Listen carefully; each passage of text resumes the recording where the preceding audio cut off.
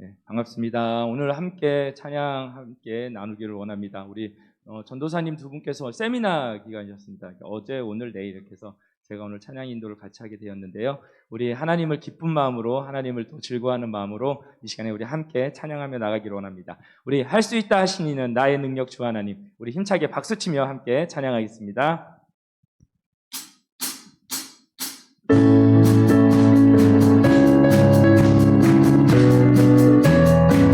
할 수 있다, 할 수 있다 하시니 나의 능력 주 하나님 의심 말라 하시고 물결이를 걸으라 하시네. 할 수 있다 하신 주, 할 수 있다 하신 주, 믿음만이 능력이라 하시네. 믿음만이 능력이라 할 수 있다 하시니는, 할 수 있다 하시니는 나의 능력 주 하나님, 나를 바라보시고 능력 준다 하시네. 능력 준다 하시네. 할 수 있다 하신 주, 할 수 있다 하신 주, 사랑만이 능력이라 하시네. 사랑만이 능력이라 할 수 있다 하시니 나의 능력 주저 말라 하시며 십자가를 지라시네. 십자가를 지라시네. 할 수 있다 하신 주, 할 수 있다 하신 주, 희생만이 능력이라 하시네. 희생만이 능력이라, 믿음만이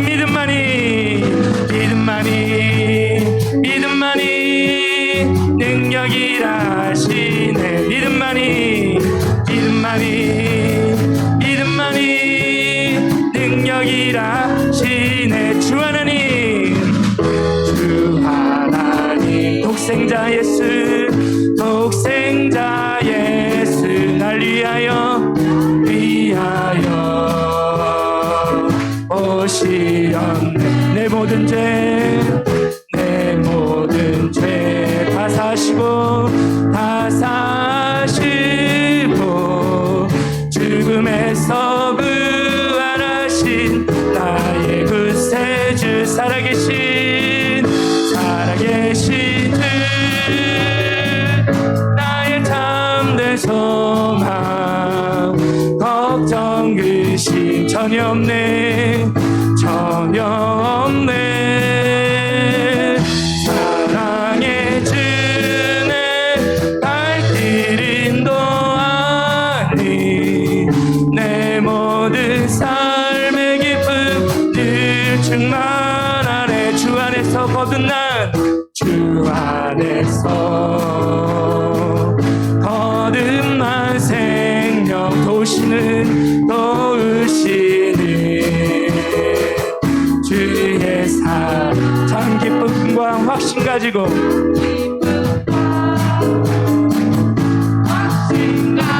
예수님의 도우심을 믿으며 살리. 살아계신 주 나의 참된 소망, 걱정 근심 전혀 없네. 사랑의 주내 발길 인도하니 내 모든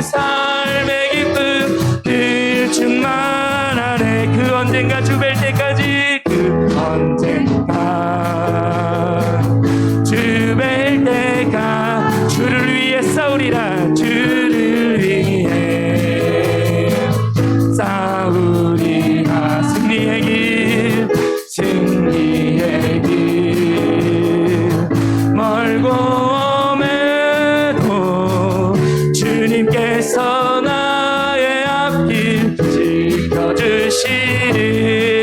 선포합시다. 살아계신 주 나의 참된 소망 걱정 근심 전혀 없네. 사랑의 주의 발길 인도하니 내 모든 삶의 기쁨들 충만하네. 살아계신 그 나의 참된 소망 걱정 근심 전혀 없네. 사랑의 주 내 발길 인도하니 내 모든 삶의 기쁨 늘 충만하네. 살아계신 주 나의 참된 소망 걱정 근심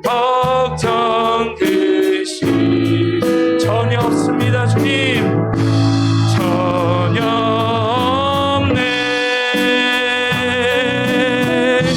사랑의 주 내 발길 인도하니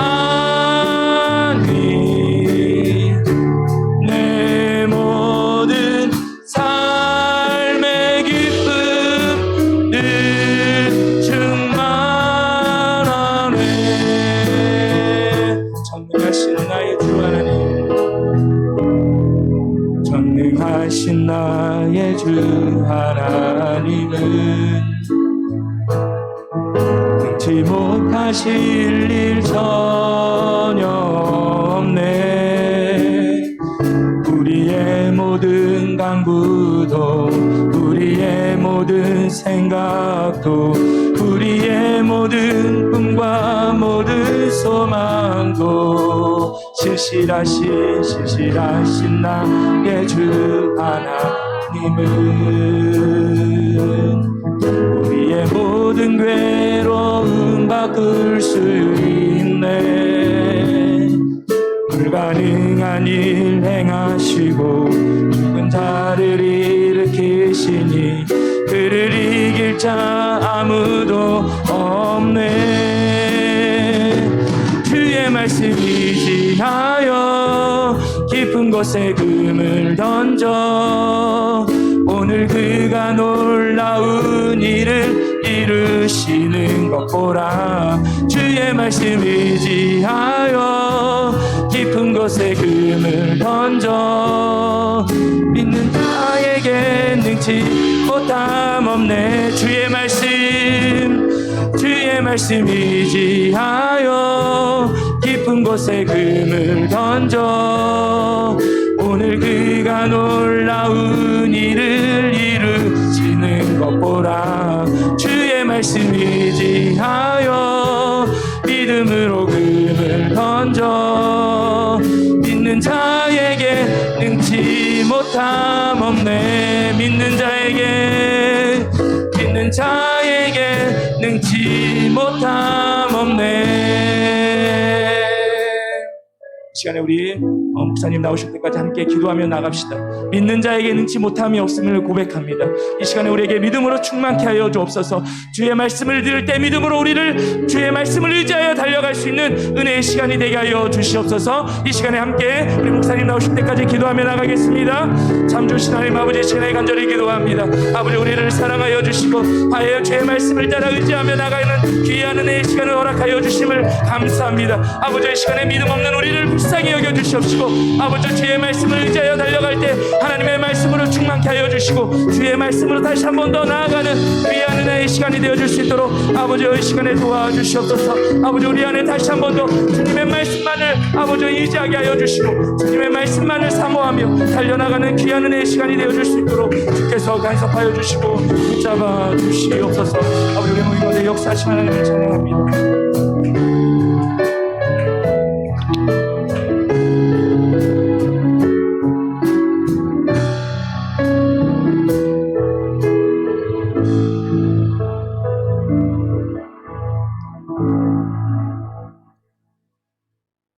사랑과 은혜가 풍성하신 하나님 아버지 감사합니다.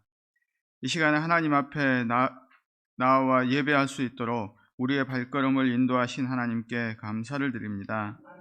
하나님 아버지, 우리의 삶을 돌아볼 때에 우리의 삶은 너무도 허물이 많고 죄 많은 삶이었습니다.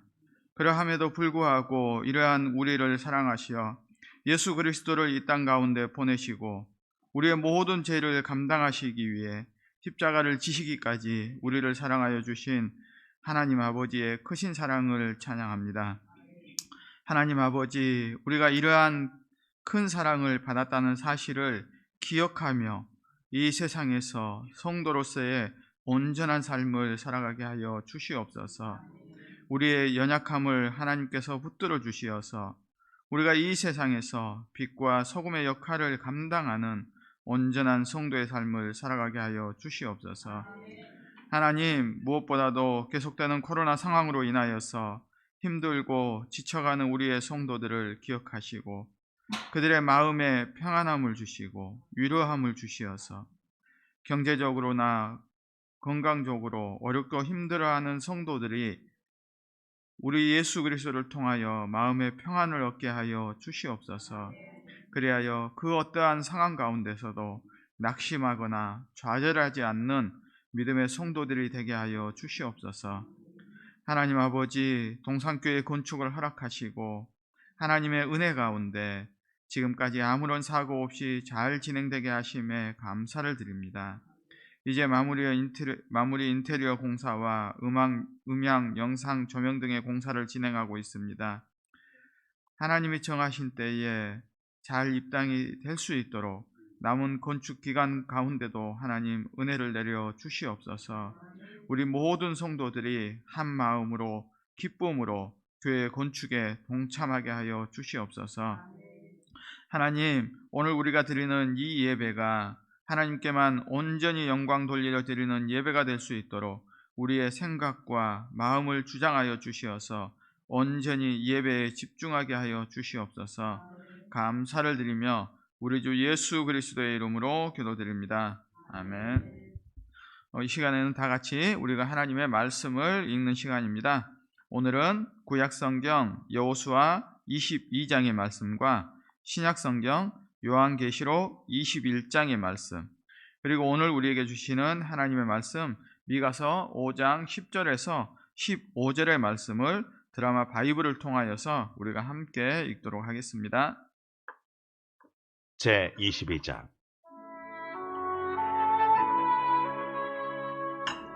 그때에 여호수아가 루벤 사람과 갓 사람과 므낫세 반 지파를 불러서 그들에게 이르되, 여호와의 종 모세가 너희에게 명령한 것을 너희가 다 지키며 또 내가 너희에게 명령한 모든 일에 너희가 내 말을 순종하여 오늘까지 날이 오래도록 너희가 너희 형제를 떠나지 아니하고 오직 너희 하나님 여호와께서 명령하신 그 책임을 지키도다.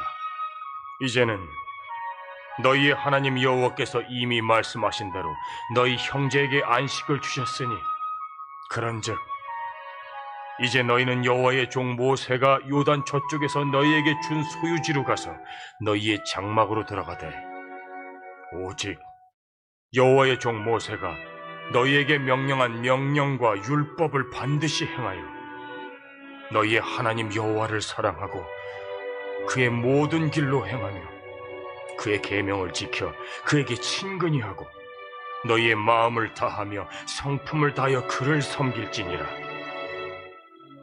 하고 여호수아가 그들에게 축복하여 보내매 그들이 자기 장막으로 갔더라.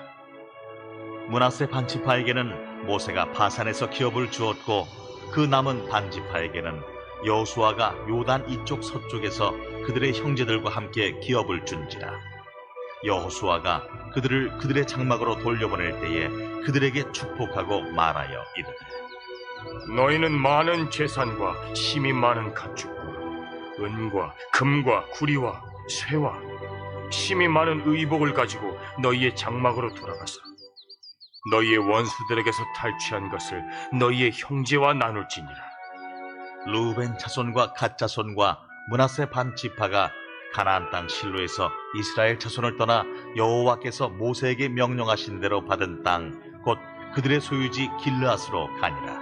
루벤 자손과 므낫세 반지파가 가나안 땅 요단 언덕가에 이르자 거기서 요단가에 제단을 쌓았는데 보기에 큰 제단이었더라. 이스라엘 자손이 들은즉 이르기를 루벤 자손과 갓 자손과 므낫세 반지파가 가나안 땅의 맨 앞쪽 요단 언덕가 이스라엘 자손에게 속한 쪽에 제단을 쌓았다. 이스라엘 자손이 이를 듣자 곧 이스라엘 자손의 온 회중이 실로에 모여서 그들과 싸우러 가려 하니라. 이스라엘 자손이 제사장 엘르아살의 아들 비느하스를 길르앗 땅으로 보내어 루벤 자손과 갓 자손과 므낫세 반지파를 보게 하되 이스라엘 각 지파에서 한 지도자씩 10 지도자들을 그와 함께하게 하니 그들은 각기 그들의 조상들의 가문의 수령으로서 이스라엘 중에서 천부장들이라. 그들이 길르앗 땅에 이르러 루벤 자손과 갓 자손과 므낫세 반지파에게 나아가서 그들에게 말하여 이르되 여호와의 온 회중이 말하기를 너희가 어찌하여 이스라엘 하나님께 범죄하여 오늘 여호와를 따르는 데서 돌아서서 너희를 위하여 제단을 쌓아 너희가 오늘 여호와께 거역하고자 하느냐. 부올의 죄악으로 말미암아 여호와의 회중에 재앙이 내렸으나 오늘까지 우리가 그 죄에서 청결함을 받지 못하였거늘 그 죄악이 우리에게 부족하여서 오늘 너희가 돌이켜 여호와를 따르지 아니하려고 하느냐. 너희가 오늘 여호와를 배역하면 내일은 그가 이스라엘 온 회중에게 진노하시리라.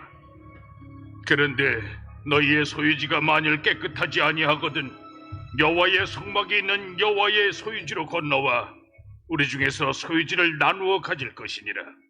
오직 우리 하나님 여호와의 제단 외에 다른 제단을 쌓음으로 여호와를 거역하지 말며 우리에게도 거역하지 말라.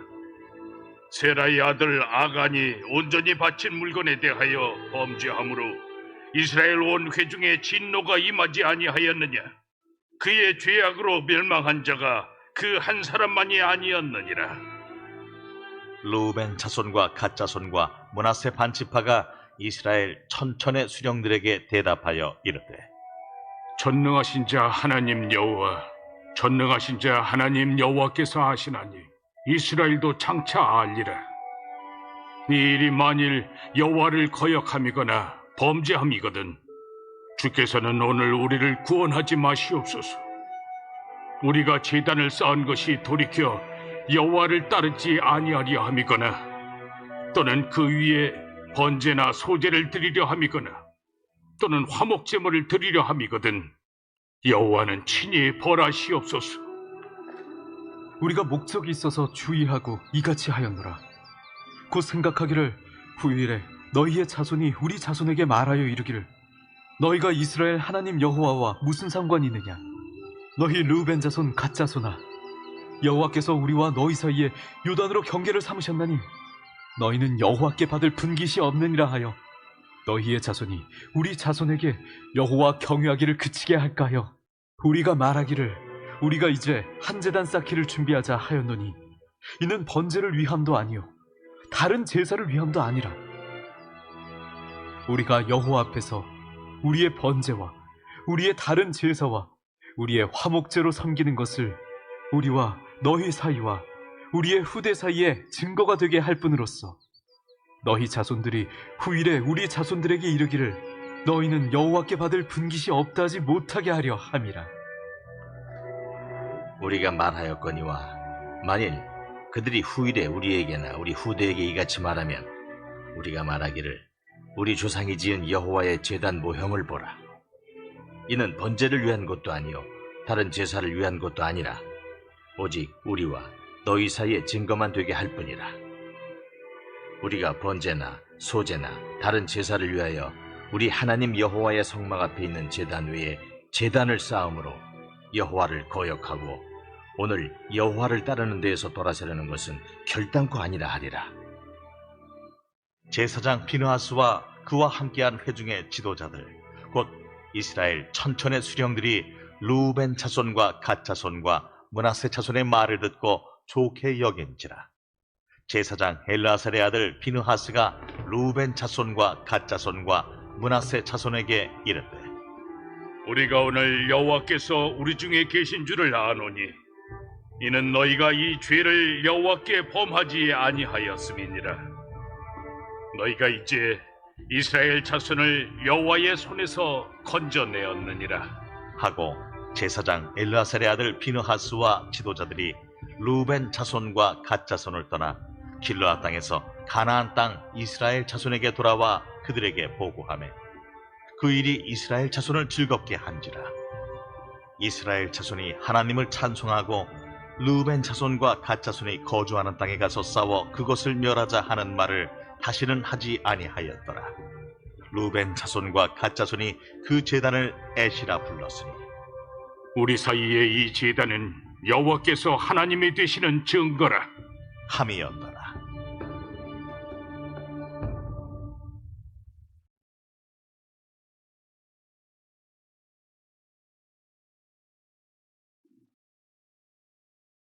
제21장. 또 내가 새 하늘과 새 땅을 보니 처음 하늘과 처음 땅이 없어졌고 바다도 다시 있지 않더라. 또 내가 보매 거룩한 성 새 예루살렘이 하나님께로부터 하늘에서 내려오니 그 준비한 것이 신부가 남편을 위하여 단장한 것 같더라.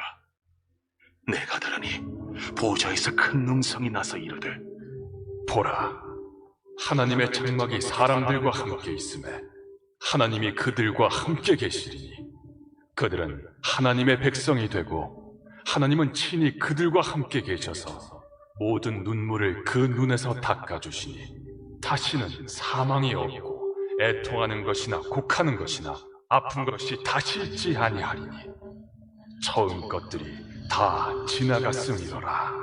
보좌에 앉으신 이가 이르시되 보라, 내가 만물을 새롭게 하리라. 이 말은 신실하고 참되니 기록하라. 이루었도다. 나는 알파와 오메가요 처음과 마지막이라. 내가 생명수 샘물을 목마른 자에게 값없이 주리니 이기는 자는 이것들을 상속으로 받으리라. 나는 그의 하나님이 되고 그는 내 아들이 되리라. 그러나 두려워하는 자들과 믿지 아니하는 자들과 흉악한 자들과 살인자들과 음행하는 자들과 점술가들과 우상숭배자들과 거짓말하는 모든 자들은 불과 유황으로 타는 못에 던져지리니 이것이 둘째 사망이라. 일곱 대접을 가지고 마지막 일곱 재앙을 담은 일곱 천사 중 하나가 나와서 내게 말하여 이르되 이리 오라. 내가 신부 곧 어린 양의 아내를 네게 보이리라. 성령으로 나를 데리고 크고 높은 산으로 올라가 하나님께로부터 하늘에서 내려오는 거룩한 성 예루살렘을 보이니 하나님의 영광이 있어 그 성의 빛이 지극히 귀한 보석 같고 벽옥과 수정같이 막더라. 크고 높은 성곽이 있고 12문이 있는데 문에 12천사가 있고 그 문들 위에 이름을 썼으니 이스라엘 자손 12지파의 이름들이라. 동쪽의 세 문, 북쪽의 세 문, 남쪽의 세 문, 서쪽의 세 문이니 그 성의 성곽에는 12기초석이 있고 그 위에는 어린 양의 12사도의 12이름이 있더라. 내게 말하는 자가 그 성과 그 문들과 성곽을 측량하려고 금 갈대자를 가졌더라. 그 성은 네모가 반듯하여 길이와 너비가 같은지라. 그 갈대자로 그 성을 측량하니 12,000스타디온이요 길이와 너비와 높이가 같더라. 그 성곽을 측량하며 144규빗이니 사람의 측량 곧 천사의 측량이라. 그 성곽은 벽옥으로 쌓였고 그 성은 정금인데 맑은 유리 같더라. 그 성의 성곽의 기초석은 각색 보석으로 꾸몄는데 첫째 기초석은 벽옥이요, 둘째는 남보석이요, 셋째는 옥수요, 넷째는 녹보석이요, 다섯째는 홍만호요, 여섯째는 홍보석이요, 일곱째는 황옥이요, 여덟째는 녹옥이요, 아홉째는 담항옥이요, 열째는 비치옥이요, 열한째는 청옥이요, 열두째는 자수정이라. 그 12문은 12진주니 각 문마다 한 개의 진주로 되어 있고 성의 길은 맑은 유리 같은 정금이더라. 성 안에서 내가 성전을 보지 못하였으니 이는 주 하나님 곧 전능하신 이와 및 어린 양이 그 성전이심이라. 그 성은 해나 달의 비침이 쓸데없으니 이는 하나님의 영광이 비치고 어린 양이 그 등불이 되심이라. 만국이 그 빛 가운데로 다니고 땅의 왕들이 자기 영광을 가지고 그리로 들어가리라. 낮에 성문들을 도무지 닫지 아니하리니 거기에는 밤이 없음이라. 사람들이 만국의 영광과 존귀를 가지고 그리로 들어가겠고 무엇이든지 속된 것이나 가증한 일 또는 거짓말하는 자는 결코 그리로 들어가지 못하되 오직 어린 양의 생명책에 기록된 자들만 들어가리라.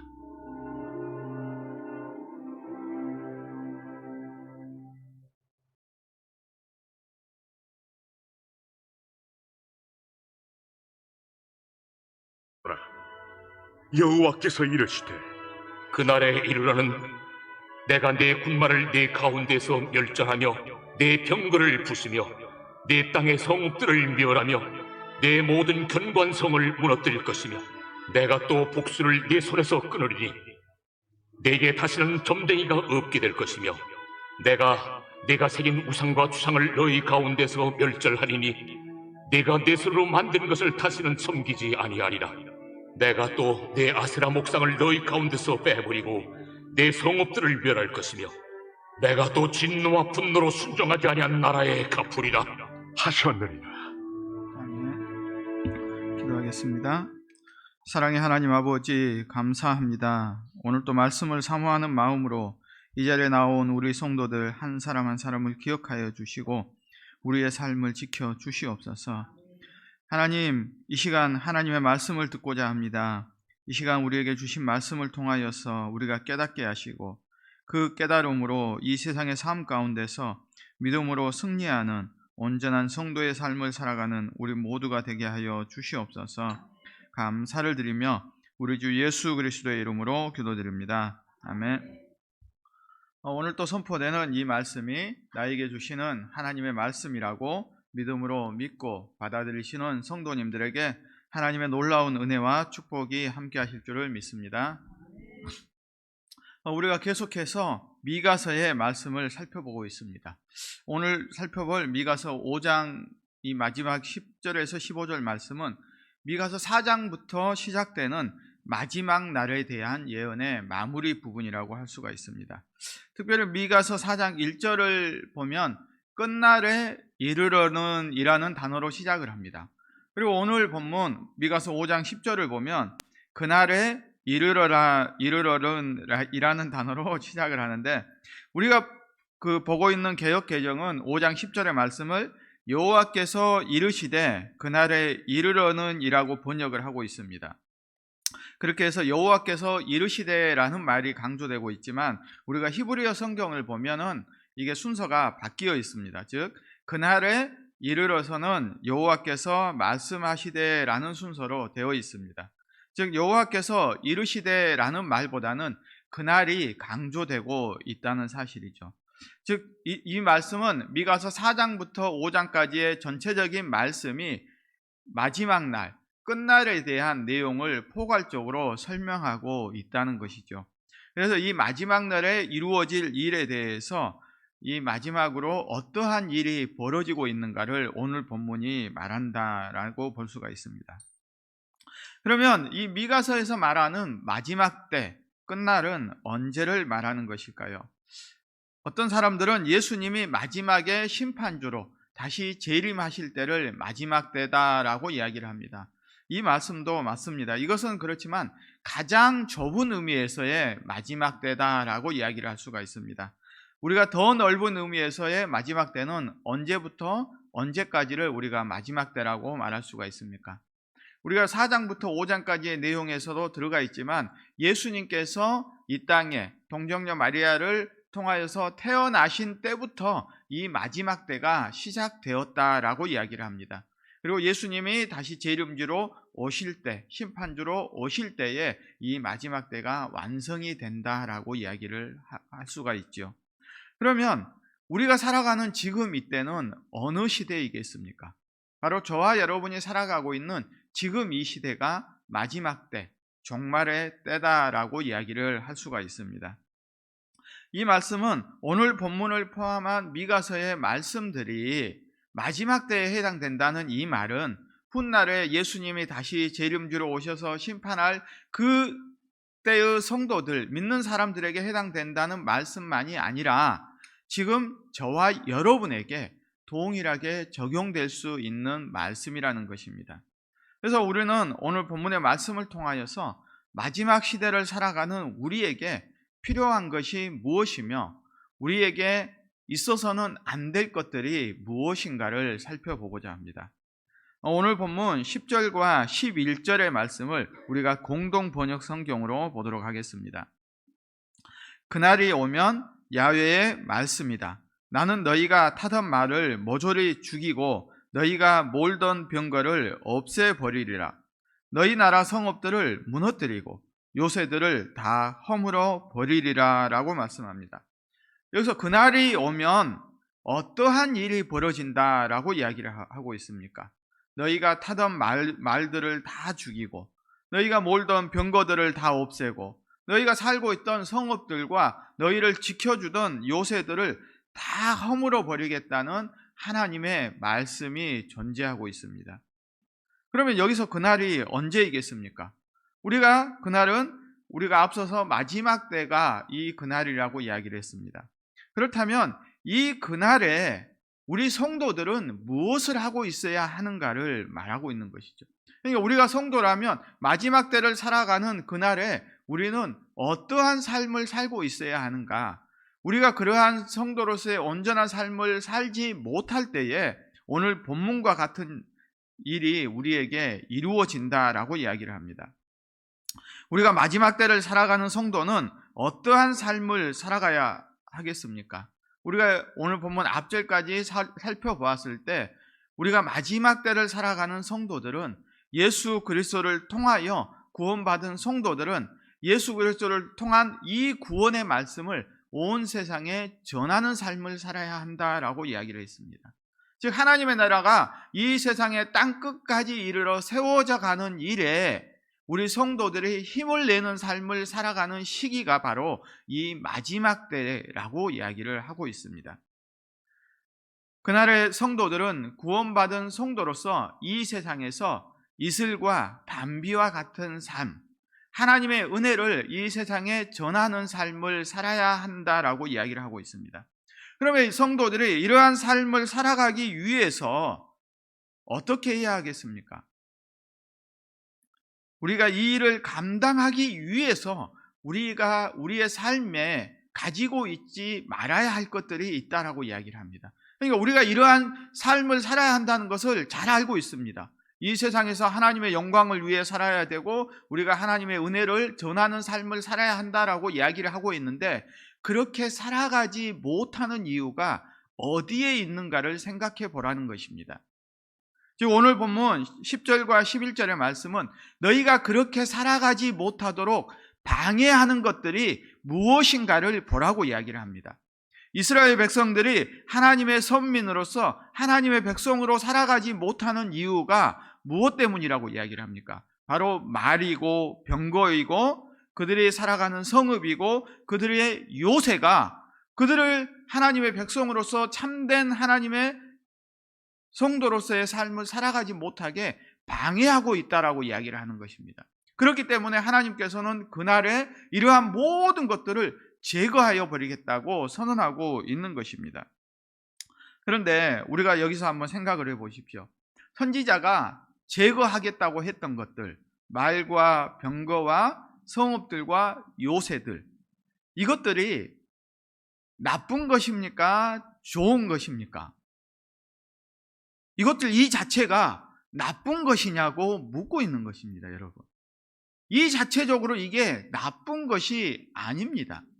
말이 왜 나쁜 것이며 병거가 나쁜 것입니까? 그리고 성읍들을 쌓고 요새를 만들어서 자신들을 지키고 보호하는 게 결코 나쁜 것이 아니라는 사실입니다. 그러면 왜 하나님께서 이러한 것들을 없애버리겠냐라고 선언하고 있냐는 것이죠. 결코 나쁜 것도 아닌데 이러한 것들을 없애겠다고 선언하신 이유가 무엇인지를 우리는 정확하게 기억해 봐야 합니다. 이렇게 제거하겠다는 이 심판의 대상이 또한 누굽니까? 바로 하나님의 백성들입니다. 이스라엘에게서 이러한 것들을 제하겠다라고 했을 때 어떠한 일이 벌어지겠습니까? 나라를 지켜야 할 말도 사라지고 병거도 사라지고 성읍도 사라지고 요새가 사라졌다 했을 때 이러한 소식을 들었을 때 사람들은 어떻게 반응을 하겠습니까? 저는 크게 이제 두 가지 반응으로 나타날 수 있다고 이제 생각을 한번 해보았습니다. 첫 번째 반응은 어떠한 반응이겠습니까? 우리를 보호할 수 있는 모든 것들이 다 제거되었으니 어떻게 되겠습니까? 무방비적으로 적에게 우리가 당하겠구나, 우리가 포로로 끌려가겠구나 하는 두려움에 쌓일 것이겠죠. 하나님이 과연 그러면 그렇게 하기 위해서 했겠냐는 것이죠. 두 번째로는 어떤 생각을 했겠는지를 한번 생각해 보았습니다. 그들이 가지고 있던 자기들의 보호막들이 다 사라져 버리도록 하는 하나님의 뜻이 무엇인가에 대해서 두 번째 사람들은 생각하지 않았을까요? 왜냐하면 자기들의 삶의 과정을 한번 돌아보게 되는 것이죠. 하나님이 말도 주었고 병거도 주었고 성읍을 쌓고 요새를 통하여서 지키도록 했는데 어느 순간 이것들을 사라져 버리게 했다. 그렇다면 하나님이 왜 우리에게 이러한 것들을 다시 가져가셨을까 생각해 보아야 한다는 것이죠. 무엇 때문이겠습니까? 우리는 첫 번째에 해당하는 반응을 나타내서는 안 된다는 것이죠. 그런데 많은 사람들이 자기가 가지고 있는 것을 빼앗겼을 때 첫 번째 반응을 합니다. 두려워하고 내가 가진 것이 사라짐으로써 불안해하고 어떻게 해야 될지 몰라서 방황하게 된다는 것이죠. 그러면 두 번째 반응을 했을 때는 어떻게 하겠습니까? 하나님이 왜 나에게 이러한 시련을 주셨는가를 돌아보게 되는 것이죠. 그러면서 생각을 하게 됩니다. 내가 살아가면서 이스라엘 백성들이 말과 병거와 이러한 것들은 자기를 지키는 은혜의 수단으로 하나님이 주었는데 이러한 것들이 어느 순간 어떻게 되어버린 겁니까? 하나님과 이스라엘 백성들 사이를 막는 장애물이 되어버린 것입니다. 즉 자신들을 지켜주는 것이 뭐라고 생각을 한 겁니까? 말이 많아야 되고 병거가 많아야 되고 성읍들을 튼튼하게 쌓고 요새가 많아지면 우리 이스라엘 백성들이 안전한 나라가 될 거라고 생각을 하게 된 것이죠. 자, 시편 우리가 59편 16절을 보면 이렇게 이야기를 합니다. 우리가 다 같이 한번 읽도록 하겠습니다. 나는 주의 힘을 노래하며 아침에 주의 인자심을 높이 부르오르니 주는 나의 요새이시며 나의 환난 날의 피난처이심이니이다. 아멘. 자, 시편 기자가 말하기를 자신의 요새요 환난 날의 피난처가 누구라고 이야기를 하고 있습니까? 하나님이시다라고 이야기를 하고 있습니다. 그런데 막상 자기에게 환난이 오고 어려움이 오면 자기의 피난처가 어디라고 생각했다는 것입니까? 이스라엘 백성들은 하나님이 아니라 자기를 지켜주는 군사력이 자기 나라를 지켜준다 생각을 한 것이죠. 그리고 외국에 있는 그 힘으로 그렇지 않으면 자기의 군사력에 딸리면 외국의 힘을 통하여 자기의 나라를 지킬 수 있다고 생각을 한 것이죠. 하나님이 아니라 이러한 말과 병거와 성읍과 요새가 우상이 되어버린 것입니다. 그런데 이스라엘 백성들이 처음부터 이랬겠냐는 것입니다. 우리가 잘 알고 있듯이 이스라엘의 역사를 한번 보십시오. 가나안을 점령해 갈 때에 이들이 얼마나 신실하게 하나님을 의지했겠습니까? 하나님을 의지하고 하나님의 말씀대로 여호수아의 이러한 명령과 갈렙과 같이 믿음으로 이들은 가나안 땅을 점령해 갔습니다. 그런데 이들이 이렇게 변해버린 이유가 무엇입니까? 가나안 초창기에는 이들에게 말도 병거도 성읍도 요새도 아주 초라했습니다. 그런데 적군을 어느 정도 하나님의 은혜로 물리치고 나서 이들에게 뭐가 많아지기 시작합니까? 말이 많아지고 이제 병거도 많아지고 성읍들도 튼튼해지고 요새들도 많아진 것입니다. 그러니까 이러한 것들이 적었을 때는 누구를 의지했는데? 하나님을 의지했는데 이러한 것들이 많아지니까 오히려 누구를 의지하지 않게 됩니까? 하나님을 의지하지 않게 되는 것입니다.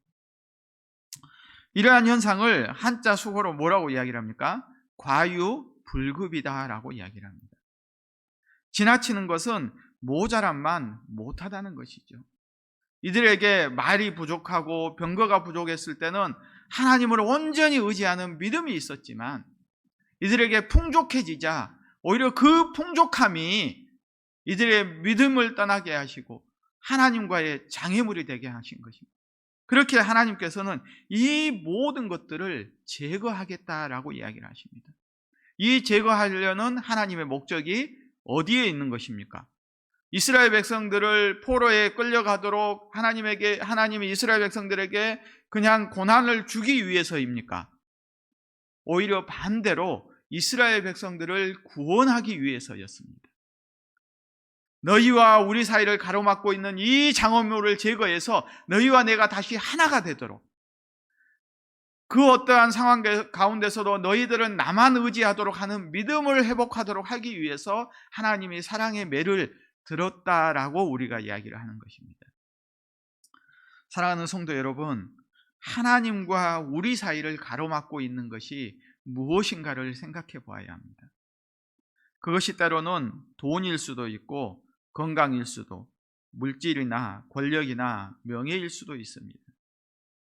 이러한 것들이 부족했을 때 우리는 어떻게 했습니까? 하나님을 간절히 찾았습니다. 한국교회의 역사를 보면 우리가 잘 알 수가 있습니다. 한국교회 초창기의 역사가 시작되었을 때 우리는 얼마나 가난하고 어려운 생활을 했습니까? 그럴 때의 한국교회 성도들은 무엇했습니까? 기도했습니다. 예배를 사모하고 기도원마다 넘쳐났다라고 이야기를 합니다. 그리고 교회 여름 상경학교가 되면 아이들이 넘쳐났습니다. 우리 동산교회에도 그러한 시절들이 있었습니다. 그런데 그 아이들이 지금은 다 어디에 가 있습니까? 지금 여름 성경학교가 시작되면 아이들이 다 어디에 가 있습니까? 이제는 학원에 가고 또 여행을 가고, 어떻게 그렇게 갈 수가 있냐는 것이죠. 돈이 풍족해지고 모든 게 풍족해지니까 하나님과 우리 사이를 그러한 것들이 가로막고 있지 않냐라고 오늘 선지자가 이야기를 하는 것입니다. 교회가 세상교와 구별되어야 하지만 오히려 세상을 닮아가고 물질을 쫓고 화려한 건물과 부유한 사람들로 넘쳐나게 되자 교회에서 하나님이 사라져버리게 되었습니다. 하나님의 영광과 하나님의 임재가 사라진 교회가 되었다고 말합니다. 이러한 한국 교회를 향하여서 오늘 선지자가 말하고 있는 것입니다. 그날이 오면 하나님께서 너희에게서 물질과 권력과 명예와 이러한 것들을 다 제하여 버리겠다라고 말하고 있는 것입니다. 그렇게 하는 것은 하나님의 은혜라는 것을 우리가 깨달아야 할 것입니다. 자, 두 번째로 우리가 살펴볼 것은 선지자가 우리에게 절대로 가까이에서는 안 될 것들이 있다라고 말씀하고 있다는 것입니다. 오늘 본문 12절에서 14절의 말씀을 한번 보도록 하겠습니다. 내가 또 복수를 내 손에서 꺼내리니 내가 다시는 점쟁이가 없게 될 것이며 내가 내게 새긴 우상과 주상을 너희 가운데에서 멸절하리니 내가 내 손으로 만든 것을 다시는 섬기지 아니하리라. 내가 또 내 아세라 목상을 너희 가운데서 빼버리고 너희 성읍들을 멸할 것이며 라고 말씀하고 있습니다. 하나님이 그의 백성들에게 제거하시려는 목록들이 다시 나오고 있죠. 이것들이 무엇입니까? 복술과 점쟁이, 그리고 또 우상과 주상을 만든 것들, 아세라 목상을 너희와 성읍에서 빼어버리겠다라고 이야기를 하고 있습니다. 자, 이러한 것들이 무엇입니까? 이러한 것들은 우리가 앞에서 살펴보았던 것들은 그 존재 자체가 나쁜 것들이 아니었습니다. 그렇지만 12절에서 14절까지 등장하는 것들은 그 존재 자체만으로도 나쁜 것들입니다. 우리가 아예 가까이 하지 말아야 할 것들을 열거하고 있습니다. 그런데 이러한 것들이 어떻게 되었다라고 이야기를 합니까? 이스라엘 백성들에게 함께 하고 있었다라고 이야기를 하고 있습니다. 이스라엘 백성들의 삶이 왜 이렇게 되었겠습니까? 이스라엘 백성들이 하나님을 어떻게 여기기 시작했기 때문입니까? 자기들이 생각했을 때 하나님은 전쟁에 유능한 신이다. 우리를 가나안에 정복할 수 있도록 전쟁에는 뛰어난 신이었지만 이제 우리가 전쟁이 끝나고 우리가 농사를 지으면서 살아야 하는데 이 농사에는 누가 탁월한 신이라고 인식을 하기 시작한 겁니까? 바알과 아세라가 바로 풍요의 신이겠구나라고 생각을 한 것입니다. 그래서 어떻게 합니까? 안식일에는 열심히 나와서 하나님께 예배합니다. 이들을 예배하지 않았다가 아니라 열심히 나와서 예배하고, 그리고 세상의 삶 가운데서는 또 어떻게 합니까? 세상의 삶을 지배할 것이라고 생각하는 그러한 신들을 섬기기 시작한 것입니다. 이중적인 삶을 살기 시작했다라고 이야기를 할 수가 있습니다. 왜 그렇겠습니까? 이들에게 불안감, 두려움이 있었기 때문입니다. 세상의 삶에서의 삶에 대한 두려움이 존재하기 때문입니다. 그렇게 지금의 사람들도 어떻게 합니까? 미래에 대한 불안감과 두려움이 있을 때 이 일이 어떻게 될까요? 우리 자녀들이 대학에 붙을까요? 이 사람들이, 우리 자녀들이 이렇게 결혼하면 둘이 행복하게 잘 살아갈까요? 라고 하면서 어떻게 합니까? 사주를 보러 가고 점집애를 찾아다니고 있다고 합니다. 그런데 이거는 세상 사람들만 그렇게 하는 게 아니라 어떻다고 이야기를 합니까? 믿는 성도들 가운데서도 이러한 일이 비일비재하다고 이야기를 합니다. 2008년 어느 교회 조사를 보면 35%의 성도들이 점집을 찾아다니고 있다고 이야기를 합니다. 그들이 점집에 찾아가서 무엇을 물어본다고 이야기를 합니까? 이런 경우도 있다고 이야기를 합니다. 우스갯소리지만 이번에 우리 남편이 장로에 입후보를 했는데 장로에 될까요? 말까요? 라고 누구한테 물어본다는 겁니까? 점쟁이에게 물어보고 온다는 것입니다. 이러한 일이 왜 벌어지고 있겠습니까? 이들의 생각에 무엇이 지배를 하고 있기 때문입니까? 하나님의 말씀이 이들을 지배하는 것이 아닙니다. 세상에서 얻고자 하는 권력과 명예와 이러한 것들이 그들의 삶을 지배하기에 이러한 신앙이 그들의 이러한 세상적인 것들을 일으켜 세워지는 수단으로 전락했기 때문입니다. 그들이, 이스라엘 백성들이 가나안에서 왜 바알과 아세라를 섬겼겠습니까? 그들이 세상적인 풍요를 그들을 통하여서 얻을 수 있다라고 착각했기 때문이었습니다. 그들에게 하나님의 말씀이 존재하지 않았기 때문이 아니라는 사실입니다. 그들이 하나님의 말씀을 버렸기 때문이라고 말할 수 있는 것이죠. 지금 성도들도 마찬가지입니다. 우리가 이 세상의 삶 가운데서 하나님을 의지하며 살아가기 위해서는 하나님의 말씀에 우리가 바로 서 있어야 합니다. 하나님의 말씀에 바로 서 있지 않으면 문화라는 이름으로 이 세상을 휩쓸고 있는 이러한 문화에 우리는 쉽게 빠져들 수밖에 없다는 사실입니다. 우리 청소년들이 드라마나 이러한 것들을 통하여서 하나님의 말씀보다 이러한 것들을 가까이 함으로 그들의 생각을 무엇이 지배하고 있습니까? 그들의 가치관을 무엇이 지배하고 있습니까? 바로 포스트 모더니즘이라는 이러한 문화가 지배하면서 모든 것이 다 괜찮다, 모든 것이 다 맞다라는 생각을 가지고 살아가고 있다는 사실입니다. 그들이 하나님의 말씀을 기억하지 못하기 때문에 그들이 타로나 이러한 것들을 하나의 문화로 여기면서 쉽게 접근하며 무너져 가고 있다는 사실을 우리 성도님들이 기억해야 합니다. 그런데 성경은 분명하게 뭐라고 말씀합니까? 우리가 신명기 18장 10절에서 12절 말씀을 한번 보도록 하겠습니다. 그의 아들이나 딸을 불 가운데로 지나가야 하는 자나 점쟁이나 기륭을 말하는 자나 요설을 하는 자나 무당이나 진언자나 신접자나 박수나 초혼자를 너희 가운데에 용납하지 말라. 이러한 일을 행하는 모든 자를 여호와께서 가증히 여기시나니 이런 가증한 일로 말미암아 내 하나님 여호와께서 그들을 내 앞에서 쫓아내시느니라. 아멘. 이스라엘 백성들이 모세를 통하여서 이 말씀을 들었습니다. 이들을 이렇게 들어서 알고 있음에도 불구하고 가나안에 점령을 하고 이렇게 살아가면서 어떻게 한 것입니까? 이 말씀을 잃어버린 것이죠. 그들이 신앙생활을 하지 않은 것이 아니라 열심히 안식일에 제사를 드렸지만 하나님의 말씀을 잃어버린 무의미한 신앙생활을 했다는 것이죠. 우리의 지금 청소년들이 이러한 신앙생활에 빠져 있지는 않은지 우리 성도들이 살펴보아야 한다라고 말하는 것입니다.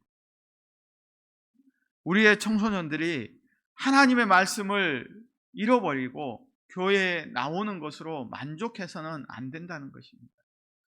이 아이들이 하나님의 말씀으로 양육되고 기도함으로 이 세상에서 정말 이러한 문화라는 이름으로 이러한 가증한 것들이 접근해 올 때에 우리가 배척하고 거부할 수 있는 참된 신앙인으로 성장시켜야 하는 역할이 바로 우리에게 주어진 역할이다라고 말하는 것입니다.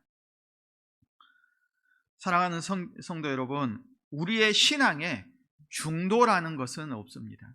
이 세상은 중도라는 것을 존중해 줍니다. 이것도 맞고 저것도 맞고. 그렇지만 우리의 신앙은 한 가지를 선택해야 합니다. 이 세상도 끊임없이 우리에게 한 가지를 선택하게 만듭니다. 너희가 신앙을 선택할 것이냐, 이 세상과 타협할 것이냐. 하나님도 선택을 요구하십니다. 너희가 하나님 나라의 백성으로 온전한 삶을 살 것이냐, 이 세상에 속한 삶을 살아갈 것이냐, 결단하라고 이야기를 하는 것이죠. 그렇게 결단하지 못할 때에 오늘 본문에 그날이 우리에게 다가옵니다. 우리가 결단하지 못하면 하나님께서 친히 그날에 우리를 찾아오시어서 우리가 의지하는 모든 것들을 제하여 버리겠다라고 이야기를 하는 것입니다. 우리는 야곱의 이야기를 통하여서 그날의 중요성을 깨달을 수가 있습니다. 야곱이 어떠한 사람입니까? 하나님의 약속을 받은 사람입니다. 그런데 하나님의 약속을 받고 그는 하나님의 말씀대로 살아가겠다고 몇 번을 다짐했지만 그는 베델로 올라가겠다는 그 약속을 지키지 못하는 삶을 살고 있었습니다. 그러자 세겜에서 무슨 일이 벌어졌습니까? 우리가 잘 알고 있듯이 그의 딸이 못된 일을 당하게 됩니다. 그렇게 되고 났을 때에 야곱이 깨달았습니다. 내가 베델로 올라가야 하는데 올라가지 못하였구나. 베델로 올라간다는 것은 내가 이제 하나님을 만나러 가야 하겠다라고 이야기를 하는 것입니다. 그런데 야곱이 베델로 올라가려고 하였을 때 어떠한 일을 먼저 하였습니까? 그의 가족들과 있는 모든 사람들을 모아놓고 이야기를 하였습니다. 너희가 가지고 있는 모든 신상들, 귀고리와 금귀고리와 이러한 모든 것들을 다 제하고 의복을 새롭게 하고 너희 자신을 거룩하게 하라라고 이야기를 하였습니다. 이것은 무엇입니까? 야곱의 삶을 보면 끊임없이 하나님과 동행하는 삶을 살았음에도 불구하고 그는 여전히 무엇을 가지고 있었습니까? 세상적인 것들을 함께 가지고 신앙생활을 했다는 것이죠. 언제까지? 자기가 하나님을 만나러 베델로 올라가려고 하는 결단하는 순간까지도 그는 그러한 삶을 살았다는 것입니다. 우리 성도들의 삶이 그러한 삶은 아닌지 우리가 생각해 보아야 한다는 것이죠. 우리가 지금까지도 그러한 이중적인 삶을 살았다면 이제는 어떻게 해야 합니까? 오늘 나에게 그날이 되어야 합니다. 우리에게 있는 모든 것들을 다 제하여 땅에 묻어버리고 이제 우리의 마음과 모든 것을 새롭게 하고 하나님만 온전히 의지하도록, 하나님과 내 사이를 방해하는 것들이 있다면 그것이 아무리 좋은 것이고 나에게 유익을 주는 것일지라도 다 내려놓아야 한다고 말씀하는 것입니다. 왜 그렇게 해야 합니까? 우리 성도의 삶은 이 세상에서 성공하는 삶이 목적이 아니라 이 세상에서 이슬과 담비의 역할을 감당하는 삶이기 때문입니다. 우리의 삶은 세상에 유익을 주는 삶, 세상에서 세상이 부패하고 썩어지지 않도록 소금의 역할, 세상이 어두움으로 덮이지 않도록 빛의 역할을 감당해야 하는데, 이 소금과 빛과 이슬과 담비는 나의 능력이나 나의 가진 재물로 할 수 있는 것이 아니라 내 안에 함께하는 오직 하나님의 은혜와 영광이 나타날 때에만 가능하기 때문입니다. 성도님들의 삶을 통하여서 하나님의 영광이 나타날 때에 성도님들이 이 세상이 썩어져가는 부패한 세상의 소금의 역할을 감당할 수 있고, 이 세상의 어두움을 물리치는 빛의 역할을 감당할 수 있기 때문에 우리가 먼저 거룩해져야 합니다. 무엇으로 거룩해질 수 있습니까? 말씀과 기도로 거룩해질 수 있다라고 성경은 분명하게 말씀하고 있습니다. 그러면 우리가 어떻게 해야 합니까? 말씀을 통독하는 일을 게을리하지 말아야 하고, 교회에서 진행하는 성경 대학을 통하여서 하나님의 말씀의 풍요로운 은혜로 내 안이 풍족하게 채워져야 합니다. 그렇게 할 때 자연스럽게 나를 통하여서 하나님의 은혜가 이 세상으로 흘러가게 되고, 이 세상의 삶을 통하여서 나의 모습 가운데서는 내가 아니라 하나님의 영광만이 나타나는 삶을 살아가게 되는 것이죠. 이러한 삶을 살아가도록 하기 위해서 하나님께서는 그날에 여러분에게 있는 모든 것들을 제하여 버리겠다라고 이야기를 합니다. 그날이 오기 전에 우리는 야곱처럼 우리가 먼저 제하고 우리를 거룩하게 하여 이 세상에서 하나님의 영광을 나타내는 삶, 우리 동산교회를 통하여서 하나님의 영광이 나타나도록 하는 이러한 성도로서의 삶을 살아가는 모든 성도님들이 다 되시기를 소원합니다. 이 시간 말씀을 생각하시면서 기도하실 때에 우리와 하나님 사이를 가로막는 것들이 있다면 이러한 모든 것들을 제거하고 하나님과 늘 교제하며 하나님의 영광을 위해 살아가는 성도의 삶을 살아가게 해달라고, 우리 동산교회가 하나님의 영광을 나타내는 참된 교회의 역할을 감당하는 교회가 되게 해달라고 이 시간 간절하게 기도하도록 하겠습니다. 사랑의 하나님 아버지,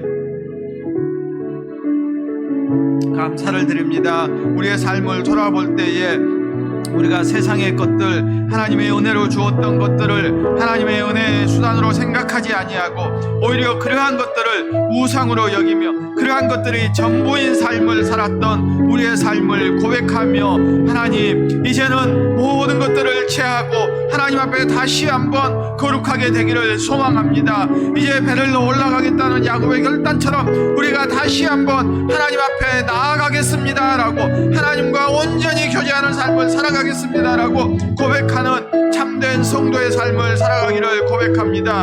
하나님 아버지, 하나님 아버지, 우리의 삶을 기억하여 주시고 우리의 생각을 주장하여 주시고 우리의 삶이 아버지 하나님 온전한 성도의 삶으로 이슬과 같이 담비와 같이 이 세상의 축복의 통로의 역할을 감당하는 삶을 살아가는 온전한 성도들을 다 되게 하여 주시옵소서. 하나님 아버지, 아버지 하나님 붙잡아 주시옵소서. 하나님 붙드시고 역사하여 주시옵소서. 하나님 인도하시고 하나님 축복하여 주시옵소서. 하나님 함께하여 주시옵소서. 우리가 계속해서 기도하실 때에 이 나라와 한국 교회를 위해서 기도하도록 하겠습니다. 계속되는 코로나로 힘들어하는 이 나라의 수많은 자영업자들과 소상공인들을 지켜주시고 하루속히 코로나 백신과 치료제가 보급되어서 이 상황이 종식될 수 있도록, 그리고 한국교회가 다시 한번 예배가 회복되도록, 기도가 회복되어서 한국교회가 바로 세워지고 교회의 본질을 회복해서 다시 한번 하나님께 쓰임받는 한국교회가 되게 해달라고 이 시간 시간 간절하게 기도하도록 하겠습니다. 하나님 아버지 하나님, 계속되는 코로나로 인하여서 이 나라에 힘들어하는 수많은 자영업자들과 소상인들을 기억하여 주시옵소서. 우리 성도들의 삶을, 이 나라에 믿는 성도들의 삶을 기억하여 주시옵소서. 하나님 아버지, 이 위기가 하루속히 극복되기를 소망합니다. 하루속히 코로나 백신과 치료제가 보급되어서 이 상황이 종식되게 하여 주시옵소서. 이 상황이 회복될 수 있도록, 한국 경제가 다시 한번 회복될 수 있도록 하나님 아버지 함께하여 주시옵소서. 아버지 하나님, 한국교회를 기억하여 주시옵소서. 한국교회가 다시 한번 예배가 회복되게 하여 주시옵소서. 교회가 다시 바로 세워지게 하여 주시옵소서. 교회의 본질이 회복되게 하여 주시옵소서. 구원의 방주의 역할을 감당하는 교회가 될 수 있도록 다시 한번 하나님께 쓰임받는 한국교회가 되게 하여 주시옵소서. 이 교회의 목회자들을 기억하여 주시고 아버지 하나님, 그들의 하나님 앞에 바로 세워지게 하여 주시옵소서. 우리 성도들을 바른 말씀으로 양육하게 하여 주시옵시고 바른 믿음으로 세워갈 수 있는 한국교회 목회자들이 될 수 있도록 하나님 아버지 붙잡아 주시옵소서. 아버지 하나님 붙들어 주시옵소서. 우리 교회를 불쌍히 여겨 주시옵소서. 한국교회 목회자와 성도들을 기억하여 주시옵소서. 이들이 하나님 앞에 다시 한번 바로 세워질 수 있도록 하나님 붙잡아 주시옵소서. 하나님 인도하여 주시옵소서. 하나님이여 함께 하시고 하나님이여 축복하여 주시옵소서. 하나님 함께하여 주시옵소서. 계속해서 기도하실 때에 교회 건축을 위해서 기도하도록 하겠습니다. 이제 인테리어와 영상, 음향, 조명 등의 마무리 공사가 잘 마무리될 수 있도록, 그래야 정한 시간에 우리가 입당이 이루어지도록 또 수고하는 건축위원회 가운데 지혜를 주시어서 끝까지 이 일을 잘 감당할 수 있도록, 또한 온 성도들이 한마음으로 교회 건축에 기쁨으로 동참할 수 있도록 이 시간 교회 건축을 위해서 다 같이 기도하도록 하겠습니다. 사랑의 하나님 아버지, 이제 교회 건축이 계속해서 잘 진행되고 있습니다. 이제 마무리 인테리어가 진행되고 있고 영상, 음향, 조명 등의 또 일의 마무리 공사가 진행되게 됩니다. 하나님 끝까지 안전하게 공사가 잘 진행되게 하시고 모든 것들이 순조롭게 하나님의 은혜 가운데 진행될 수 있도록 하나님 일하는 사람들과 또 성벽건설과 저희 인테리어와 이러한 또 감리사위에 함께하여 주시옵소서. 이하여 끝까지 안전하고 또 잘 공사가 마무리되도록 하자가 없는 깨끗한 공사가 될 수 있도록 하나님 붙잡아 주시옵소서. 이를 위해 앞서 수고하는 건축위원들을 기억하여 주시고 이들에게 끝까지 일을 잘 감당할 수 있는 지혜를 허락하여 주시옵소서. 하나님 아버지, 온 성도들이 기쁨으로 이 교회 건축에 동참하게 하여 주시옵소서. 한 마음과 한 뜻으로 아버지 하나님 이 교회 건축에 동참할 수 있도록 하나님 아버지 함께하여 주시옵소서. 한 마음으로 한 사람도 분열하거나 다투는 사람이 없이 기쁨으로 이 교회 건축에 동참하게 하시고 완성된 교회 건물 가운데서 하나님을 찬양할 수 있는 은혜의 시간이 올 수 있도록 하나님이여 붙드시고 역사하여 주시옵소서. 하나님 함께하여 주시옵소서. 하나님 함께하여 주시옵소서. 계속해서 기도하실 때에 담임 목사님과 교회 예배를 위해서 기도하도록 하겠습니다. 정말 우리 교회 담임 목사님 위에 정말 영육간의 강건함으로 붙잡아 주시어서 맡겨진 사명 잘 감당할 수 있도록 목회 사역 위에 하나님이 함께하여 주시어서 정말 우리 성도들을 말씀으로 잘 양육할 수 있도록 이 사명 끝까지 잘 감당할 수 있도록 영육간의 강건함으로 붙잡아 달라고 기도해 주시고, 또 우리 교회를 위해서 정말 우리 교회의 예배가 무너지지 않도록 모든 성도들의 예배하는 사모하는 마음으로 예배를 소중하게 여기고 또 예배를 통하여서 하나님의 은혜를 경험하고 하나님의 은혜를 누릴 수 있는 예배가 될 수 있도록, 특별히 교육부서를 위해서 우리 학생들과 청소년들이 예배를 소중하게 여기고 예배를 사모하는 마음으로 이 세상에서 정말 예배를 통하여서 받은 은혜로 이 세상에서 참된 하나님의 백성으로 살아갈 수 있는 우리 청소년들이 되게 해달라고 정말 교육부서를 위해서 우리 목사님과 교회 예배를 위해서 간절하게 기도하도록 하겠습니다. 사랑의 하나님 아버지 붙잡아 주시옵소서. 우리 목사님을 붙잡아 주시고 영육간의 강건함으로 붙잡아 주시옵소서. 아버지 하나님 은혜를 내려 주시옵소서. 우리 목사님 우리 동산의 양떼들을 이끌어갈 때에 조금도 부족함이 없도록 영육간의 강건함으로 채워 주시옵소서. 이 사명 목회 사명 잘 감당할 수 있도록 하나님의 은혜를 내려 주시옵소서. 그 가정을 붙잡아 주시고 그 자녀들을 축복하여 주시옵소서. 이 사명을 끝까지 잘 감당하는데 조금도 부족함이 없도록 하나님의 은혜를 내려 주시옵소서. 우리 동산교회를 기억하여 주시고 특별히 이러한 코로나로 인하여서 우리가 예배 생활이 무너지지 않도록 아버지 하나님 예배를 통하여서 하나님의 놀라운 은혜와 축복이 넘쳐날 수 있도록 우리 동산교회 예배가 회복되게 하시고 예배를 통하여서 부흥의 역사가 일어날 수 있도록 하나님 예배를 통하여서 은혜가 충만하여질 수 있도록 우리의 예배를 붙들어 주시옵소서. 교육부서를 위해서 기도합니다. 우리 학생들의 예배를 소중하게 여기며 예배를 소모하는 마음을 가지게 하여 주시옵소서. 그들이 정말 하나님의 말씀으로 양육되어서 이 세상의 빛과 소금의 역할을 감당하는 우리 청소년들을 되게 하여 주시옵소서. 교육부서의 교사들과 이러한 사람들을 축복하여 주시옵소서. 우리 학생들을 바른 믿음으로 양육할 수 있도록 우리 교육부서를 기억하여 주시옵소서. 하나님 아버지 붙잡아 주시옵소서. 아버지 하나님 우리의 예배가 회복될 수 있도록 하나님이여 붙드시고 은혜를 내려 주시옵소서. 하나님 은혜를 내려 주시옵소서. 계속해서 우리가 가지고 나온 기도 제목을 가지고 간절한 마음으로 음악이 줄어들 때까지 계속해서 기도하도록 하겠습니다. 사랑의 하나님 아버지 감사를 드립니다. 하나님 붙잡아 주시옵소서. 하나님 은혜를 내려 주시옵시고